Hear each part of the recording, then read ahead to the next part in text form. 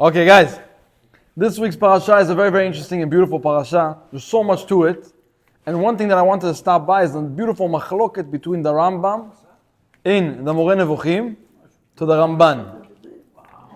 Very, very interesting. Perspective in life. With the Ibn Ezra tying it in the end. Guys. When you eat, keep your mouth. And keep Biduk. Okay, it says, Ki matzeh chalal ba'adama. It talks about Be'egla Arufa. When you're talking about when you find what's a halal, when you find a dead person close to close to a certain city, no one knows what happened over here. A body, that's it. That's all we know. What are we supposed to do? If it's between two cities, we're supposed to measure exactly how far, what's the closest city. Bottom line, the closest city, what are you supposed to do? Skenei the Beddin, the great rabbis of that city, they go to the riverbank, they take with them a calf, they put the neck of the calf next to the water, and they say the whole tefillah that our hands did not spill this blood, and chop the neck from the back of the calf. Now, Rashi says, on the words, Yadenu lo shavcha et adam hazeh, this blood, we did not. Baz baki.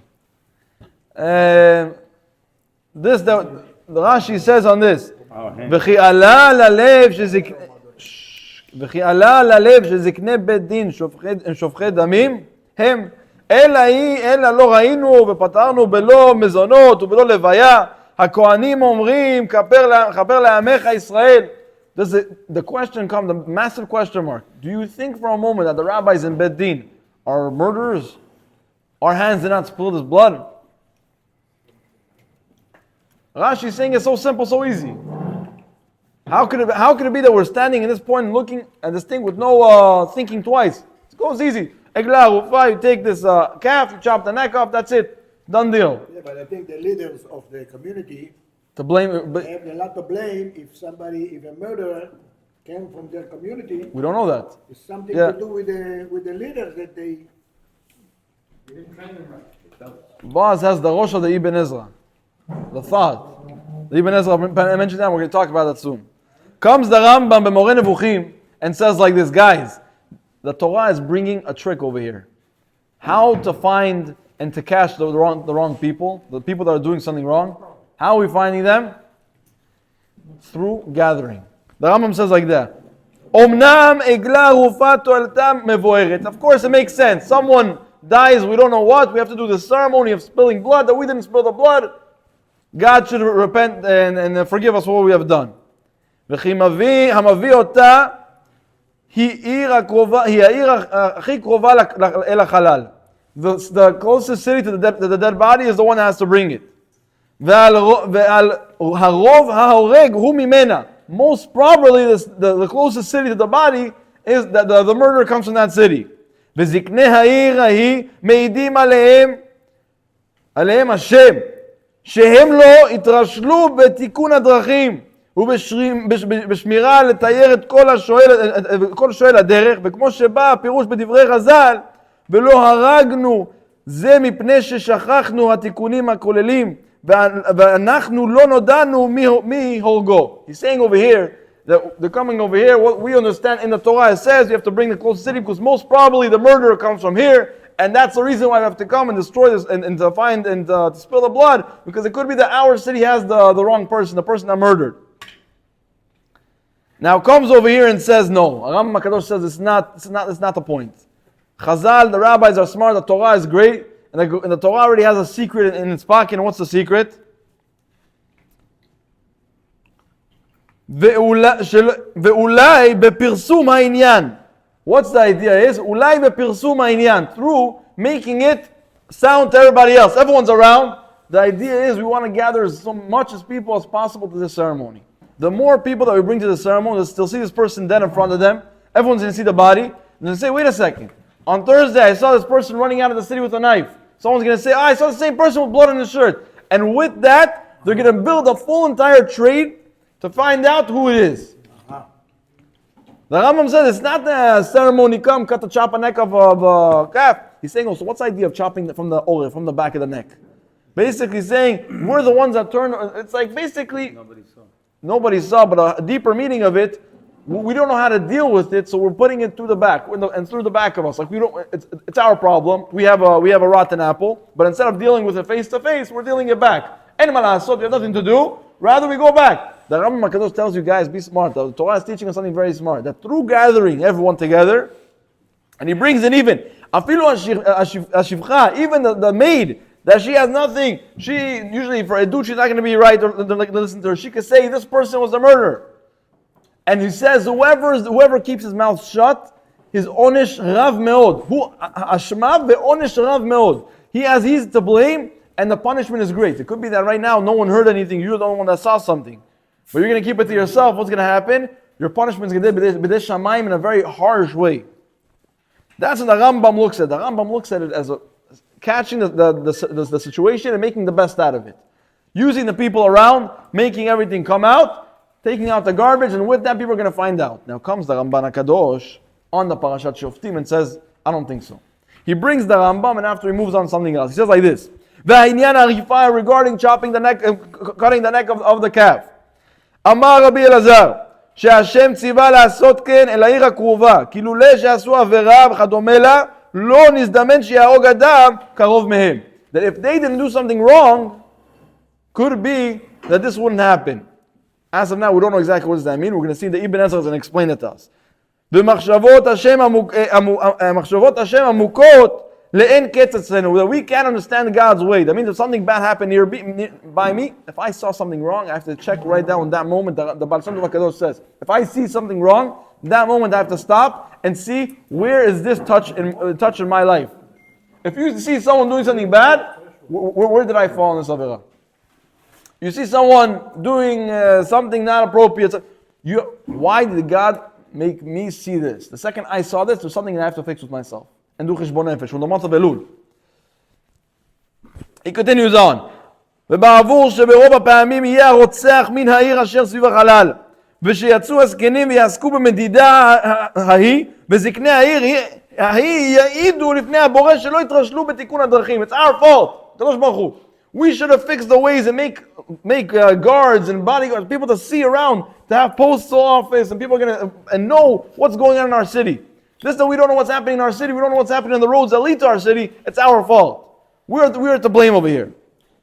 And he moves all the way down to the Yerushalmi, like I said, Yerushalmi בסוטה, פ"ט הלכה א', שאפילו תבוא שפחה ותאמר פלוני הוא הרוצח, לא תירף. We're not going to chop the neck of the... All we need to do is stop. The Rambam says, he's bringing the words of the Rambam, that we're stopping in that moment. If we see the neck of, we're about to chop the neck with the neck of the calf, even if a maid comes and says, a maid, in the Jewish Torah, the maid is not considered someone that we trust. She says, I saw the murderer, we stop and we do not cut the neck of the calf, and we go look and start doing chakira and trying to find and deeper to see what's going on, what's the problem over here. Maybe this is the person that's suspect. Now he comes over here in the end and says like this. He comes, והנה לפי הטעם הזה, יש בתחבולה הזאת תועלת. According to the Rambam, what he says over here, the Ramban is bringing the Rambam and saying, according to what the Rambam is bringing, the Moreh Nevuchim, that through bringing a gathering, it brings us, and people are going to see and build a puzzle and fix like that, and everything's going to be understood to us. Now comes himself and he says like this, the Ramban. אבל המעשה אינו נרצח בעצמו, והיה ראוי עוד שיעשה בשדה טוב, וראוי לזריעה, ושיכיר בו רועב, כי נחל איתן, ולא יודע מדוע לא יעבוד בו. Now this is what he says. ולפי דעתי, the Ramban says, now this is the last line, יש בו טעם כעניין הקורבנות הנענשים בחוץ. All the stuff that are made outside, that all the stuff that are punished outside the city is in order to atone. The God requires to atone. He's saying it's just like Seir LaAzazel.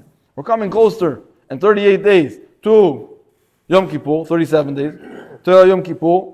And Yom Kippur they send out the Seir LaAzazel. And when you take the Seir and throw it out, it happens outside the city, outside the place, outside it's the same exact thing. He says, Ke'inyan hakorbanot hanenashim bachutz.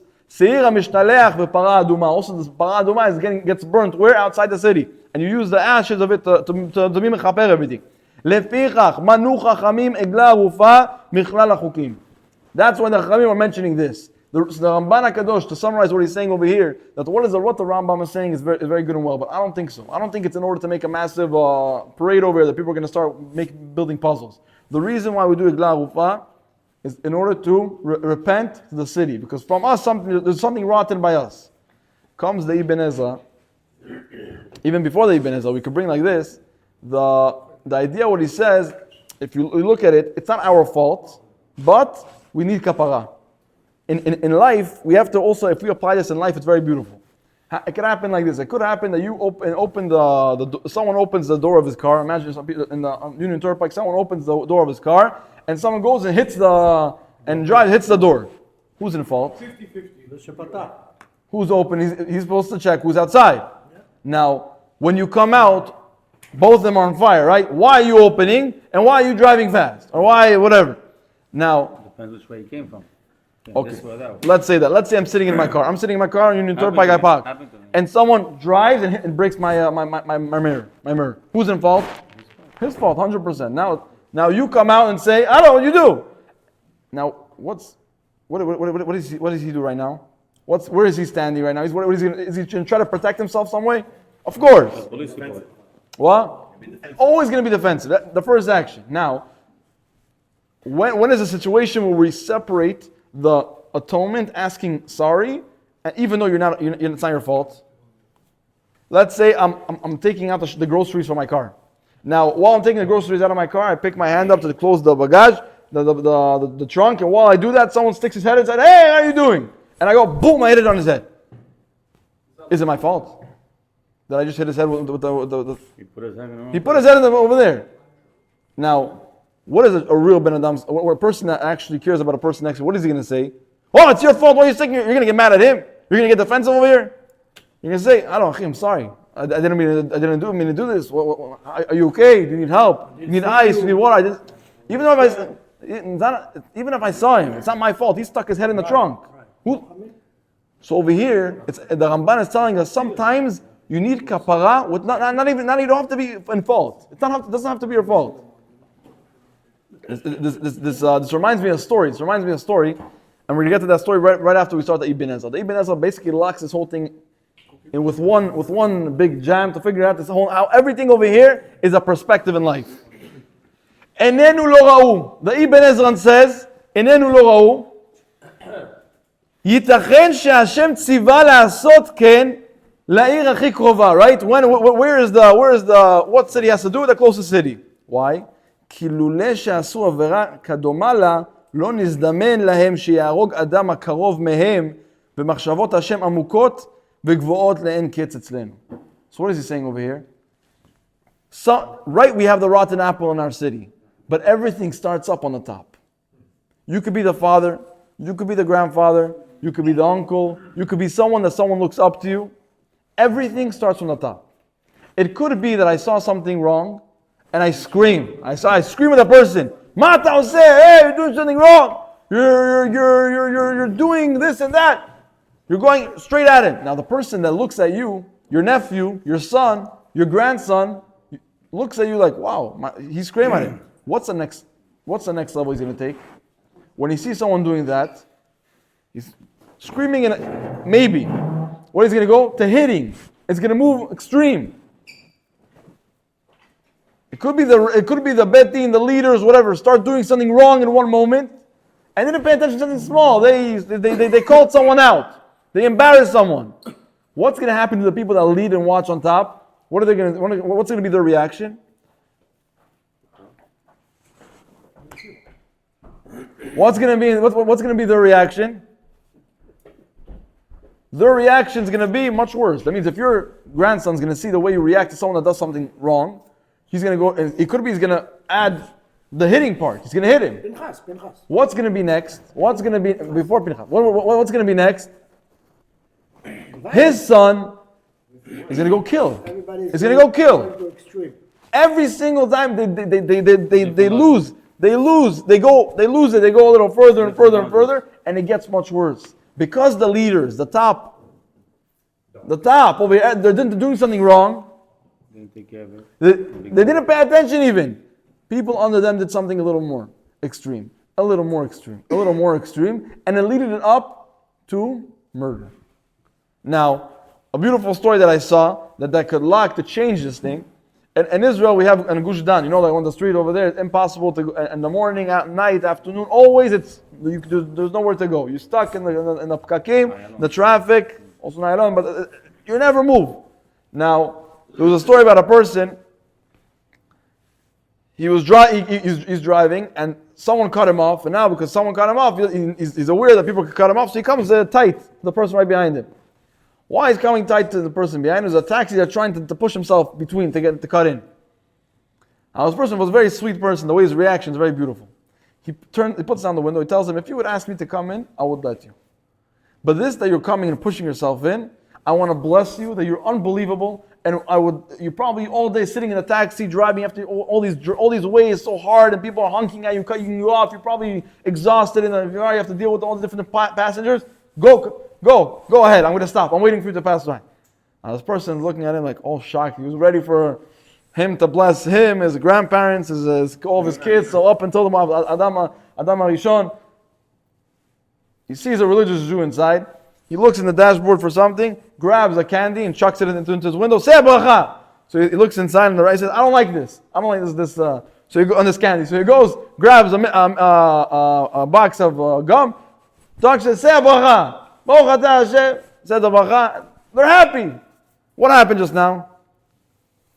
From a story like this, it's a true story, but this thing could change our perspective. It could be like right now, he could have shot at him shots and he would shoot back. What would it help? You're going to be all angry in the car. It's not going to move you anywhere. Road rage. That's going to bring the chasron. And why is this story so beautiful? This story was happening before the war. There was like a period of like a month in Eretz Yisrael. I was there then. That if you look on the WhatsApp chats, there's someone that got people. There was road rage. There was the people that died on the street. It was a time when the person left the motorcycle, knocked with the helmet, and the person fainted. I don't know. He got killed. He killed him. There was unbelievable. In that time, he held himself back. He said, "If I'm going to change that one move, it could be that right now this person is very anxious and very mad. Think about it. He's always driving and one thing to lift them up, that could change. You never know. This person could have gone to something worse." And he can change and move that energy that he has right now and pass it on to the person next to him. That's the beauty over here. And that's what the Ibn Ezra says, that if something's wrong from the top, you have to deal with it the right way. But if you start blaming people, "Oh, it's his fault, I'm going to do what he did, much worse," what happens over here? You didn't fix it, you're just making it more rotten. And with that, we cannot move forward. This is very, very important for our community, that we see over here that we're all together, that everything from the top to the bottom has to be in sync. But the second that something is not in sync, don't try and develop your own ideas. When are you supposed to do it? Come speak to the top. Come try to figure it out. Be open. The second you're not open, you leave everything inside, you're building an emotional story inside. And the Ibn Ezra say that,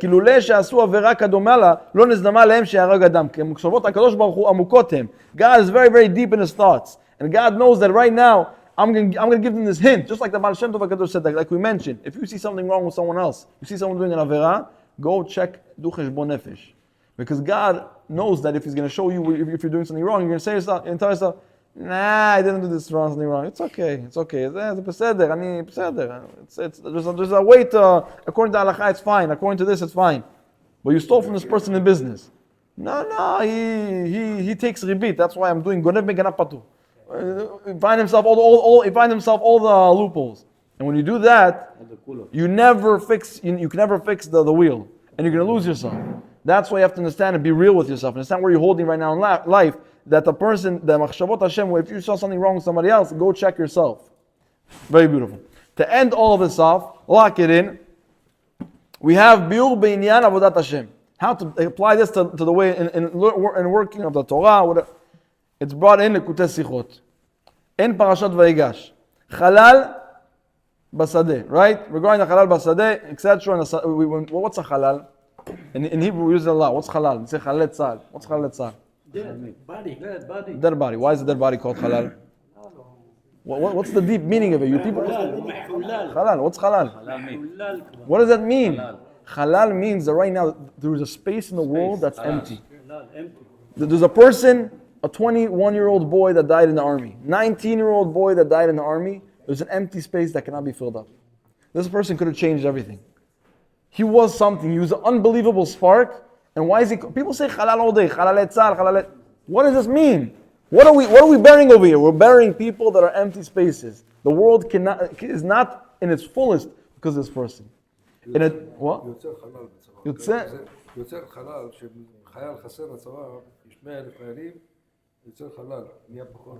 ואנחנו מדברים עמוק יותר. Space. There's more, there's very, not only מבחינה צבאית, לא צבאית עכשיו. אנחנו בחיבור. זה מתוך קבוצה, שמשהו נחשף.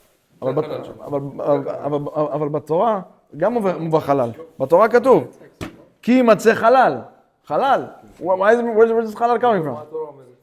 עכשיו אנחנו אומרים, חלל במובן הרוחני, what's חלל in the way, in the spiritual way? Guys, הוא זה שנפסק דבקותו, חלל, empty space, it was an emptiness, yeah.